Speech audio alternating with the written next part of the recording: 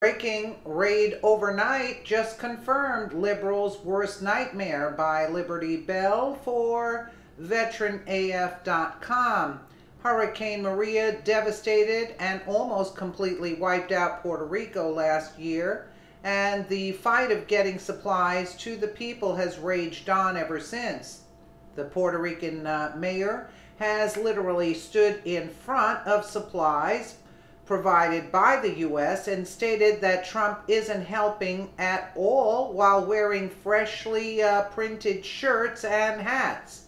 The left seems to be so blind that believing her lies while looking at the very supplies she claims to not have in new level in complete mental illness and ignorance, and they are still chewing on that false piece of fat. Sadly, for the people of Puerto Rico, many of which still don't have water or power, their liberal officials have taken a stand to resist Trump that is so hateful that the federal government is now refusing to work with them.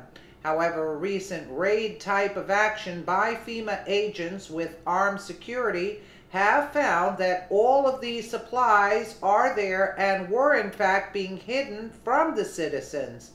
This is far worse than simple political posturing of Democratic officials. This is wanton and intentional abuse and neglect of the very people they are sworn to help. Isn't that disgusting, right? According to the Federalist Papers, back in October, we reported that local officials on the island were only distributing relief supplies to their political allies, leaving everyone else without the aid they were promised. According to FBI Special Agent Carlos Osorio, people call us and tell us about some misappropriation of some goods and supplies by supposedly politicians, not necessarily mayors, but people that work for the mayors in certain towns. Isn't that something? Osorio further explained they're supposedly withholding these goods and these supplies, and instead of handing them out to people who really need them, there are claims that local officials are assigning them to their buddies first, people that have voted for them or people that contributed to their campaign or whatnot.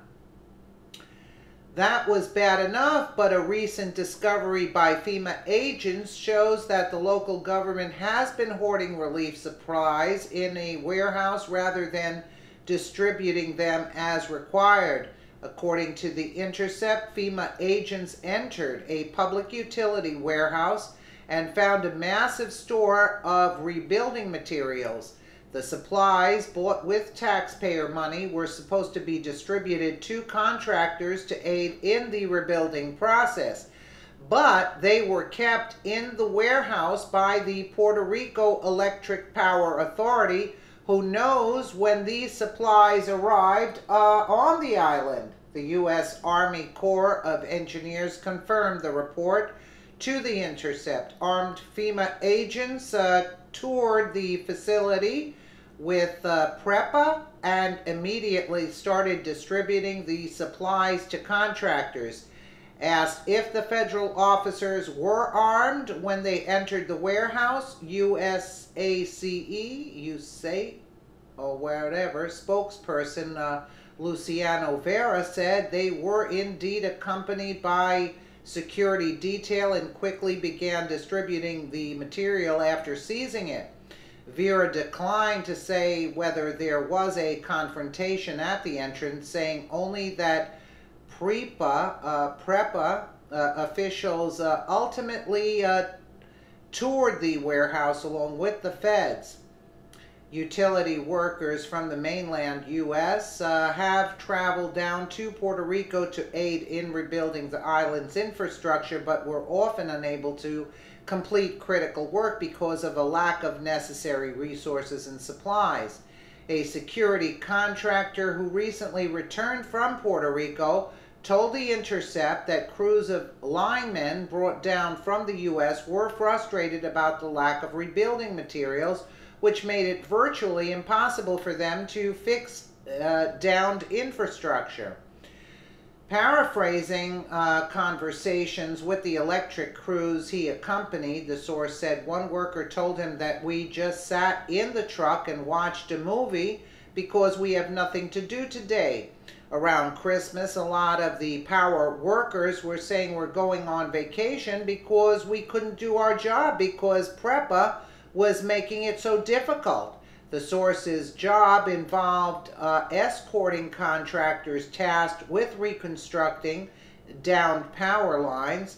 He was deployed on the island for over a month by a subcontractor of Cobra Acquisitions, LLC, which in the fall received a $200 million contract with PREPA to repair its grid. They didn't have anything to do or to work on, he said, about many of the linemen with whom he worked.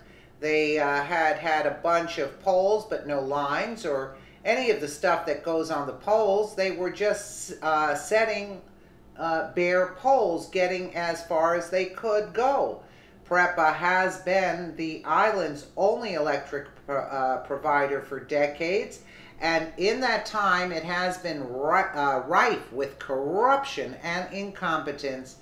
The commission that sets rates is largely made up of political appointees and not those who understand electric power plants. Much of the infrastructure has fallen into disrepair over the years.